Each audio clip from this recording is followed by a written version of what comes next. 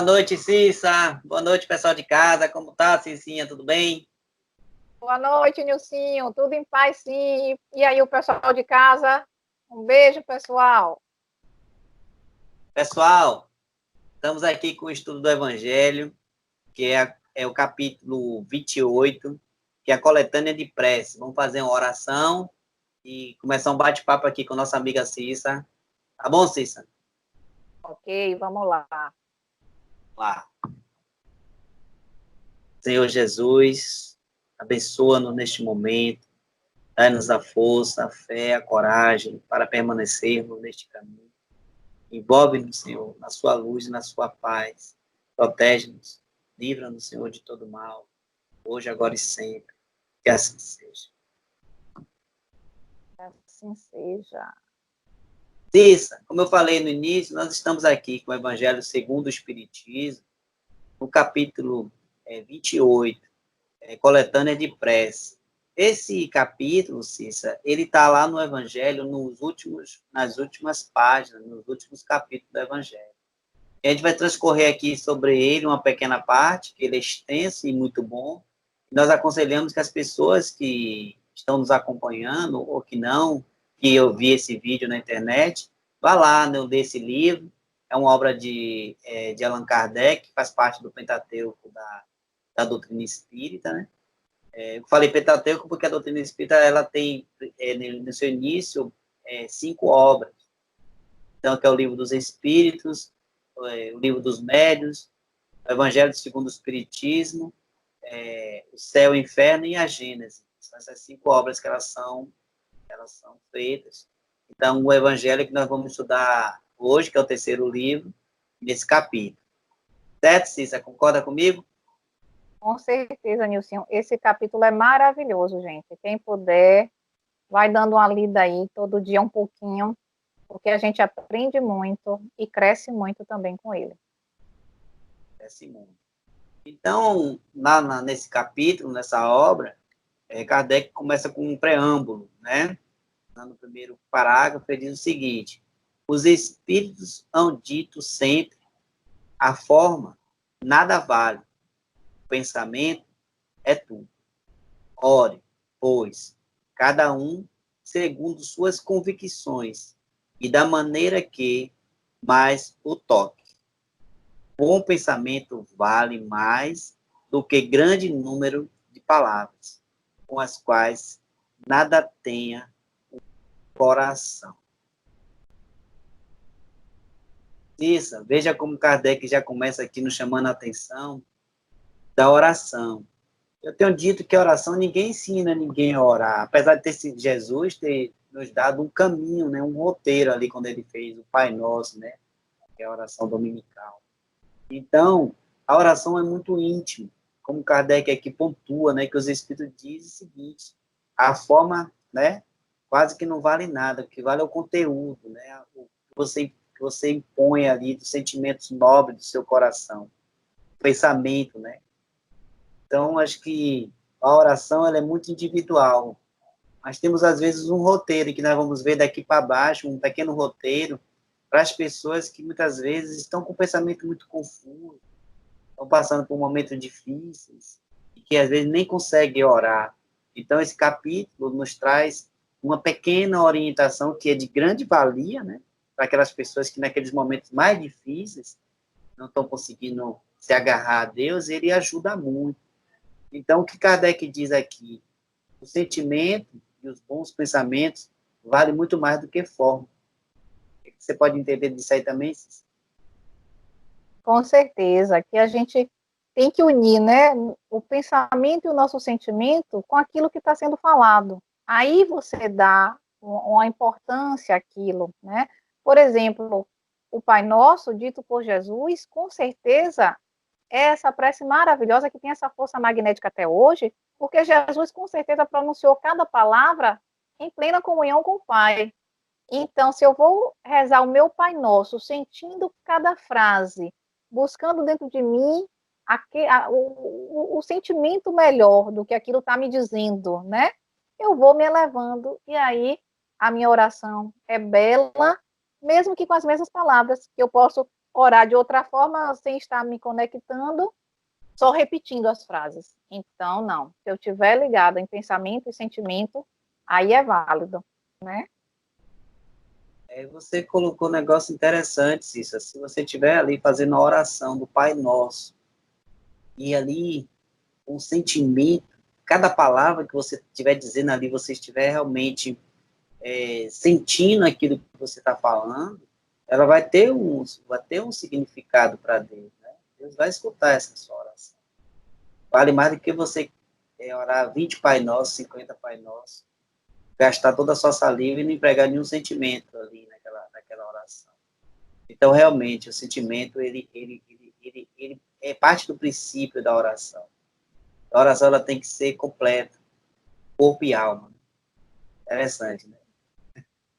Corpo e alma. Perfeito. Vamos lá. O Kardec diz aqui no segundo slide. Aqui. Ele diz aqui o seguinte, os espíritos. Os espíritos jamais prescrevem qualquer fórmula absoluta de preces.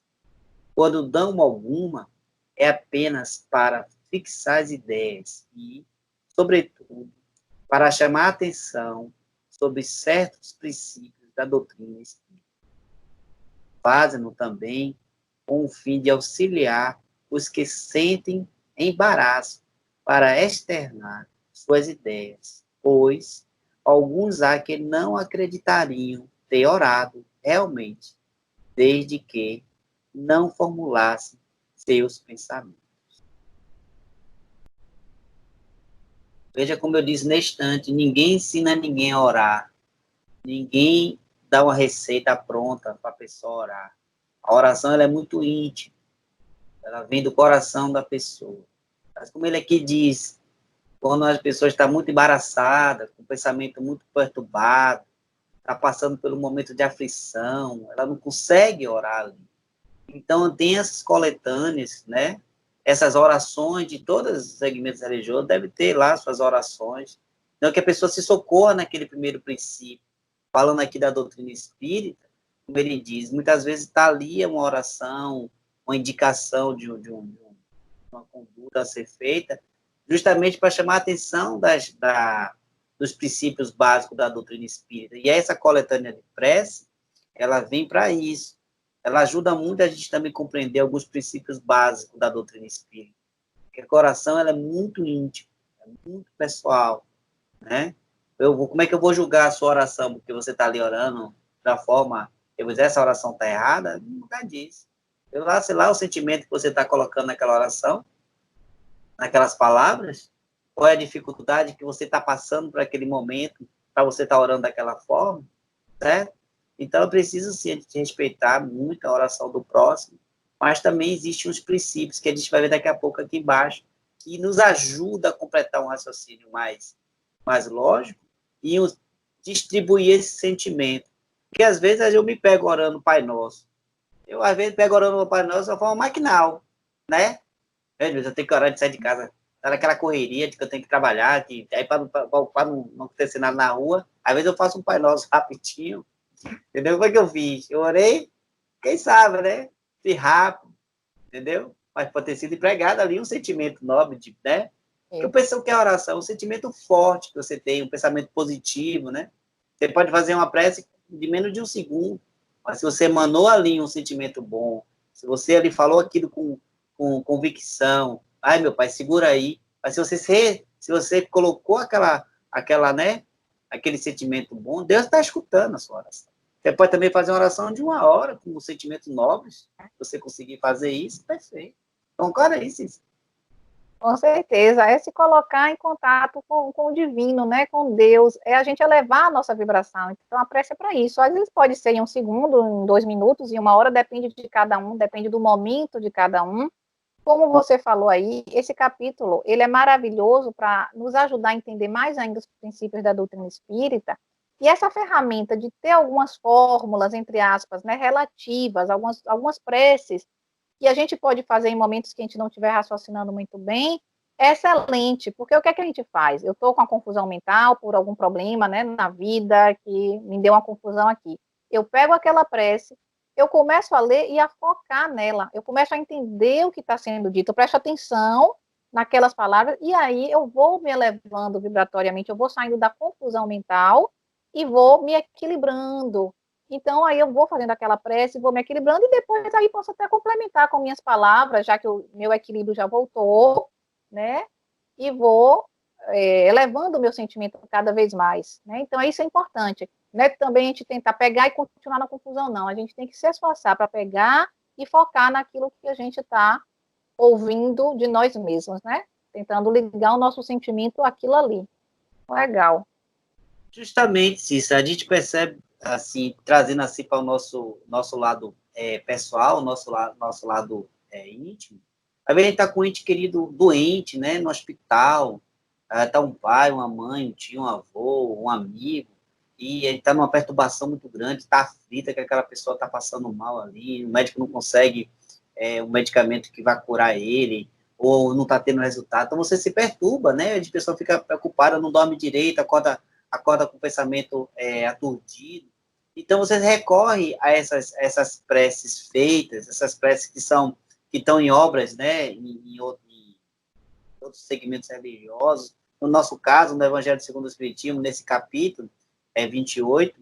Então, você vai ali naquele capítulo ali, escolhe uma prece daquela, e Kardec, ele fez questão de colocar uma introdução nessas preces, dando uma certa explicação, que como se fosse ali um início, um pontapé à pessoa naquele momento de aflição. E se você ali se concentra naquela prece ali, naquele momento, repetindo aquelas palavras com fervor, você vai saindo dessa perturbação mental, você vai saindo desse congestionamento fluídico, porque quando a gente está pensando muito, o nosso pensamento está muito aturdido, repetitivo, você cria um condensamento fluídico, que você fica difícil de desobstruir o seu chakra, né? Que é os campos de força. Então, com essa oração que está ali nessa coletânea, vale ajudar a melhorar esse pensamento, e com isso você vai se tornando um equilíbrio. Depois de sair desse processo, você pode consultar ali também essa coletânea de prece para fazer um exercício de oração e ali se acostumando, depois você vai criando as suas próprias orações, né, com seus sentimentos que você pode estar ali colocando. É para que a gente não possa dizer as pessoas não pensar que existe ali uma reza, tem que seguir aquilo ali, porque está escrito, né? Isso não é por aí, né, Cícera? Para a gente não pensar que aquilo ali só pode ser por aqui, né? Esse momento inicial, às vezes, sim, é necessário, mas não você ficar preso e nunca mais sair dali, né? Não é por aí. Você concorda, Cícera? Com certeza. É isso mesmo. É o objetivo principal, né? Ajudar a gente a sair dessa confusão mental nossa e ir nos fortalecendo nos princípios espíritas, né? Porque cada prece dessa que a gente vai lendo, a gente vai aprendendo. Na verdade, você está aprendendo e elevando o seu pensamento ao mesmo tempo, né? Muito bom. Vamos lá. Vamos lá para o outro slide agora. O objetivo da prece consiste em elevar nossa alma a Deus. A diversidade das fórmulas, nenhuma diferença deve criar entre os que nele creem, nem ainda menos entre os adeptos do Espiritismo, porquanto Deus a aceita todas quando sinceras. Perfeito, Nilson. É como a gente vem comentando, né? O objetivo da prece é elevar nossa alma a Deus, né? Como a gente fala muito, elevar a nossa vibração, nos tornarmos acessível aos irmãos superiores que vão nos ajudar em nome de Deus, né? E aí o que é que eles estão colocando?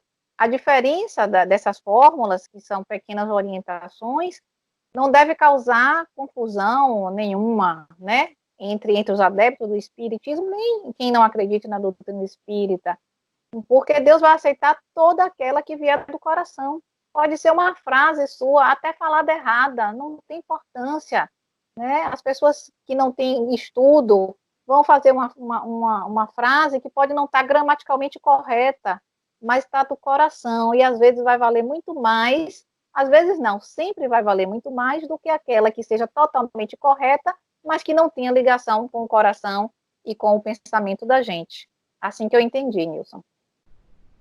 É perfeita essa colocação de Kardec aqui, que Deus, né, é Ele que vai julgar a nossa oração, é Ele que vai saber se nós estamos orando com fervor ou não. Não é pela multiplicidade das palavras que Deus vai dizer essa peça foi mais bonita, essa não foi. É o sentimento ali. Eu acho que nós estamos falando de um momento de dor, de perturbação, mas também no momento de alegria, a gente também pode fazer belas orações, né, de agradecimento a Deus, de louvar a Deus. Né? Eu não tive uma cultura religiosa muito grande na minha família. Minha família dizia ser católica, e pouco fui à igreja católica com minha avó, com minha mãe. Havia uma cultura, né, religiosa. Então, minha mãe me ensinou a orar. Na verdade, minha mãe me ensinou a rezar, né? A rezar. Então, eu sabia rezar Pai Nosso e rezar Ave Maria. Mas será que naquele momento que eu rezava o Pai Nosso e a Ave Maria, minha oração não era escutada por Deus? Será que, né? Não, claro. Eu colocava ali, né, Cis? Com Eu colocava certeza. ali sentimentos, né? Eu colocava meus sentimentos.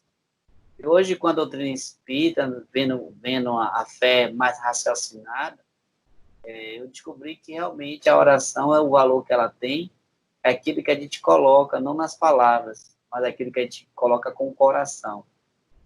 Então, apesar de hoje eu ainda ter uma certa dificuldade para orar, porque eu acho que a oração é um hábito, né? Você tem que ter um hábito para orar. Se você precisa orar pela manhã, você tem que criar esse hábito de orar pela manhã, conversar com Deus pela manhã. Você tem um hábito de orar à noite, conversar com Deus à noite, você tem que criar esse hábito. Então, quando a gente coloca esse hábito na nossa vida desde criança, talvez ele se torne mais fácil no adulto. Porque o dia a dia, o corre-corre, a gente às vezes acorda já pensando o que vai fazer. Né? Ai, meu Deus, eu tenho que fazer isso, eu tenho que fazer aquilo, eu tenho a casa, eu tenho trabalho. Não é isso? Tem um roteiro já vai criando um roteiro. Muitas vezes até esquece de orar. Nem que eu gosto mais de orar quando eu estou tomando meu café da manhã. Aí, quando eu termino ali de tomar meu café, eu vou ali e faço minha oração. Ou antes do café, eu sento na mesa, diante do meu café, e agradeço a Deus o meu café. Também na hora do meu almoço, ali eu consigo fazer uma oração. E na hora de dormir, eu consigo fazer uma oração. Mas eu percebo se a gente deixar, às vezes a gente deixa, corre solto, e você às vezes não ora. Na verdade, a oração é uma coisa que você tem que estar fazendo o dia todo, né? Os bons pensamentos, os bons sentimentos, já é uma oração. Mas é preciso aquele momento de comunhão com Deus. Depois da doutrina espírita, eu aprendi a orar, assim, no evangelho, no centro espírita, na abertura de uma doutrinária, na reunião mediúnica. Aí eu aprendi, poxa, aí fui criando esse hábito de orar, entendeu? E hoje em dia eu tenho cada vez mais pensado que é preciso mais, orar muito mais. Estou trazendo essa vivência mesmo, porque muitas vezes tem gente que não teve essa cultura, né, Cícero? A gente tem que orar, e a pessoa às vezes fica tão aturdida, mas não me ensinaram, nunca aprendi, né? Com certeza. A gente tem que criar, né, mesmo um hábito, todo hábito é construído, e a gente deve buscar mesmo criar esse hábito das nossas orações para que a gente consiga se manter durante o dia em estado oracional, que foi o que o Nilson falou aí, os bons pensamentos, o trabalho bem feito, né, os bons sentimentos durante o dia. Então, Nilson, eu consigo me elevar muito com o Pai Nosso, porque a Amélia Rodrigues é maravilhosa em retratar as passagens de Jesus, e ela conta muito detalhadamente esse momento que os discípulos estavam pedindo a Jesus, né? Ensina-nos a orar, porque ele falava da oração de maneira tão brilhante e os discípulos ficavam com aquela vontade. Então, como é que a gente atinge isso? Ensina-nos a orar. E aí ele começa, né? Pai nosso que estás no céu. Aí esse magnetismo maravilhoso, eu consigo me elevar muito, porque eu tento lembrar de Jesus fazendo aquilo, o que é que ele estava sentindo naquele momento, como ele estava olhando para aqueles discípulos e orando ao Pai, né, em plena união. Então, você vê que prece é isso mesmo, é a questão de você conseguir se conectar, né? Perfeito, Cissa. Vamos passar para outro slide, que tem muita coisa interessante para a gente ver aqui. Vamos lá? O Espiritismo reconhece como boa as preces de todos os cultos, quanto ditas de coração, e não de lábios somente. nenhuma impõe, nem reprova nenhuma. Deus, segundo ele, é sumamente grande para repelir a voz que lhe suplica ou lhe entoa louvores, porque o faz de um modo e não de outro. Quem quer que lance anatema as preces que não estejam no seu formulário, provará que desconhece a grandeza de Deus. Crer que Deus se atenha a uma fórmula é emprestar-lhe a pequenez e as paixões da humanidade. Quanta coisa tem aí, né, Cícero? A gente já falou na instante sobre isso, né? Quer comentar? Né? Isso, eu acho que fechou nosso raciocínio, fechou essa parte que a gente está comentando, né? Perfeito. Acho que foi um fechamento legal para nossos comentários até então. Também concordo. Acho que como a gente vê que a doutrina espírita não condena, como a gente falou, não condena nada de ninguém. Nós respeitamos a todos. E cabe a Deus, né, a julgar nossas orações. Então vamos lá, vamos deixar Deus julgar. Vamos deixar Deus interpretar, né, Cícera? Então vamos lá. O próximo slide. Condição essencial à prece, segundo São Paulo, capítulo 27, número 16. É que seja inteligível, a fim de que nos possa falar ao Espírito. Para isso, não basta seja dito numa língua que aquele que ora compreende. Há preces em língua vulgar que não dizem ao pensamento muito mais do que fosse proferida em língua estrangeira e que, por isso mesmo, não chegam ao coração. A qualidade principal da prece é ser clara, simples, concisa, sem faceologia inútil, nem luxo de epitetos, que são meros adornos de lantejoulas.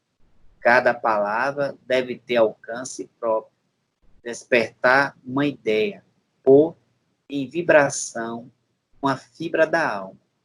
Uma palavra deve fazer refletir. Paulo, né? Perfeito, né? Eu acho que, como mais uma vez, acho que já nós nos antecipamos, né, nas nossas explicações aqui, nas nossas interpretações do Evangelho.